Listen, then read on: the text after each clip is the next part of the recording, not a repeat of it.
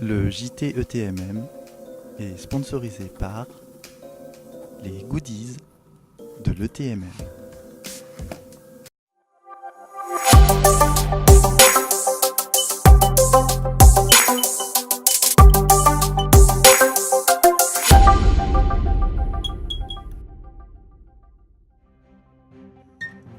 Bonjour, nous sommes le mercredi 10 octobre et vous regardez le 3e numéro du JT ETMM. Tout de suite, nous retrouvons le résumé en images proposé par Sylvain. La 5e session portait sur la structure de la paroi et était dédiée aux mélomanes. En effet, elle s'est ouverte sur un cours de Juan Hermoso qui nous a présenté ses dernières études cristallographiques qui lui ont permis de mieux comprendre les mécanismes de remodelage des parois cellulaires essentiels dans des processus tels que la résistance bactérienne ou la virulence. Le tout sur une musique originale de Jean-Michel Jarre. Céline Fréton nous a ensuite présenté le double jeu d'une sérotonine kinase, chef d'orchestre de la division cellulaire et qui a une activité kinase, mais qui joue également un rôle dans l'hydrolase du peptidoglycane du pneumocoque. Raphaël Liéva nous a ensuite présenté le rôle de la protéine BILA dans la machinerie de biogénèse de l'enveloppe des bactéries à gram négatif. Malheureusement, il a commencé à se faire un peu de BILA à 1 minute de la fin de son talk alors qu'il lui reste encore 10 slides à présenter. Finalement, Maxime Jacques nous a présenté le rôle de la protéine BACA dans la synthèse du pédoncule chez Asticacolus. Après la pause, nous avons eu une session 100% féminine sur les systèmes toxines-antitoxines. Laurence Van Melderen nous a fait un cours sur les différents types et rôles de ces systèmes. Elle nous a notamment présenté une toxine qui était capable de bloquer la traduction en acétylant les ARN de transfert. Patricia Bord nous a ensuite présenté ses résultats originaux chez Mycobacterium tuberculosis où un système toxine-antitoxine est associé à un chaperon moléculaire dont la fonction est d'éviter l'agrégation et la dégradation de l'antitoxine. Lors de la 7e session portant sur la signalisation et la réponse au stress des bactéries, Emilia Moriello nous a fait un cours sur l'importance des systèmes à deux composantes pour que la bactérie développe une réponse globale aux modifications de l'environnement. Elle nous a ensuite détaillé son étude sur 2 chémiosenseurs et leur localisation dans la bactérie Myxococcus xanthus. Anthony Perrier nous a ensuite parlé de l'importance de l'hétérogénéité phénotypique de Ralstonia solanacearum dans la colonisation des plantes. Étienne Maisonneuve nous a ensuite parlé de la réponse stringente chez Escherichia coli. Il a pu identifier un nouvel acteur de cette réponse chargé de moduler les activités synthétase et hydrolase de la protéine spotée lors de stress nutritionnels ou environnementaux. Finalement, Romain Mercier nous a présenté les différentes fonctions d'épili de type 4 et comment il a pu identifier par la recherche de suppresseurs une nouvelle protéine cruciale pour la motilité de Myxococcus xanthus.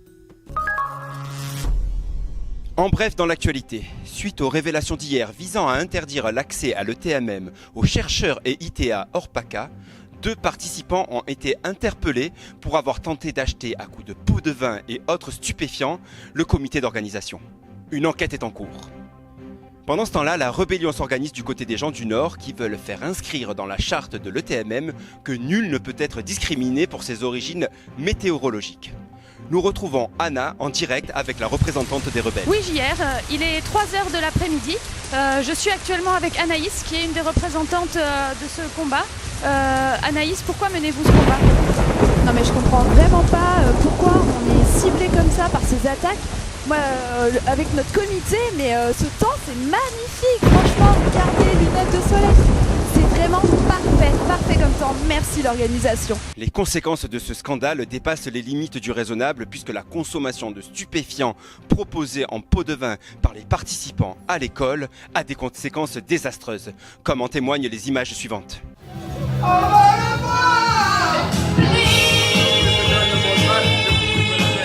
Laurence Van Melderen s'est lancé le défi de réciter l'alphabet pendant sa conférence. Elle a perdu. Elle n'a réussi à caser que des E.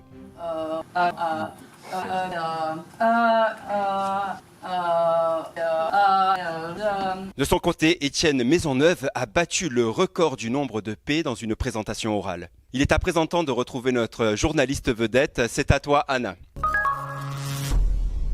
Bonjour JR, je suis actuellement avec Patricia Bord, qui est chercheuse à Toulouse. Est-ce que c'est votre première édition de l'ETMM ? Non, en fait, comme on a déjà posé la question, je pensais que c'était... je crois que c'est la 4e fois, mais j'hésite entre 4 ou 5. J'ai fait la première édition, ce qui ne me rajeunit pas forcément.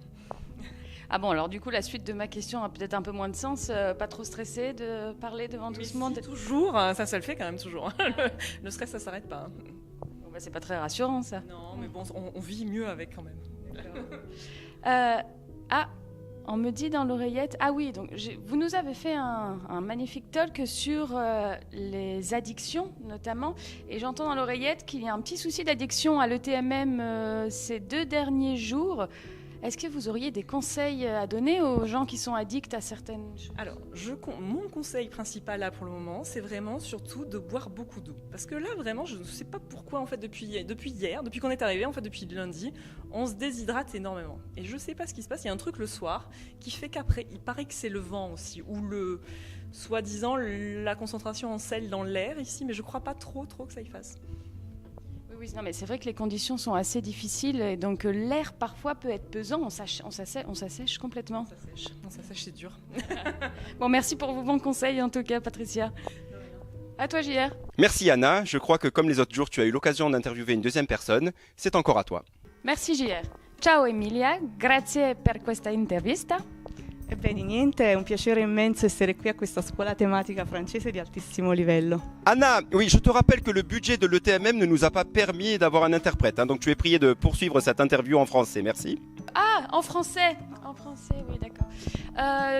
Merci Emilia, merci de m'accorder cette petite interview. Tu nous as parlé tout à l'heure donc du chimiotactisme des bactéries et je me dis que la vie d'une bactérie est quand même vraiment difficile. Il faut toujours choisir entre quelque chose qui va être qui a l'air très bon d'un côté, quelque chose qui a l'air encore meilleur de l'autre. Mais de quel côté on va dans ces conditions ? Oui, je suis d'accord, c'est beaucoup plus simple d'être des humains. Les décisions sont plus simples, la vie des bactéries est vraiment complexe. Eh bien, si le morceau est très appétissant, tu choisis d'aller vers le morceau et tu oublies de boire. Tu peux dire, bon, allez, je vais boire après, sinon tu vas boire un coup d'abord et puis tu prends le petit morceau. Bon, je pense qu'à l'ETMM, on a déjà fait un choix sur cette question. Et donc là, deuxième édition de l'ETMM pour toi. Est-ce que tu as des petits conseils, des recommandations, un petit coup de gueule pour les organisateurs ? Non, c'est parfait, c'est génial. Juste la météo, là, mais là, on peut rien faire. On en a beaucoup parlé. Voilà. On n'a pas le choix. Bon, merci beaucoup, Emilia. À toi, JR. Et avant de refermer notre journal, nous retrouvons le désormais célèbre micro-trottoir de Johan Duverger. La question que t'as qu'une phrase pour répondre. Mathématiques en une phrase simple. Je travaille sur Donc des problèmes des gingivites, des bactéries. qui vont du micron au centimètre carré. Je cherche de nouveaux champignons, radiotolérance sur le site de Saint-Jérôme. Moi, je travaille sur des activités de synthèse et d'hydrolyse. Une d'échelle. Recombinante. sur un Mycobacterium abscessus. Alors moi je travaille sur Du switch, Des métaux. Et trouver une explication à ces phénomènes. d'hydrolyse. De la biodiversité. Je travaille sur l'utilisation Des nouveaux dentifrices. D'une communauté organisée. des chercheurs. genre d'Edococcus. J'envisage de découvrir des toxines. Et voilà, c'est pas mal. Voilà, ainsi s'achève ce 3e numéro du JT ETMM. Nous nous retrouvons demain pour notre dernier numéro. Merci.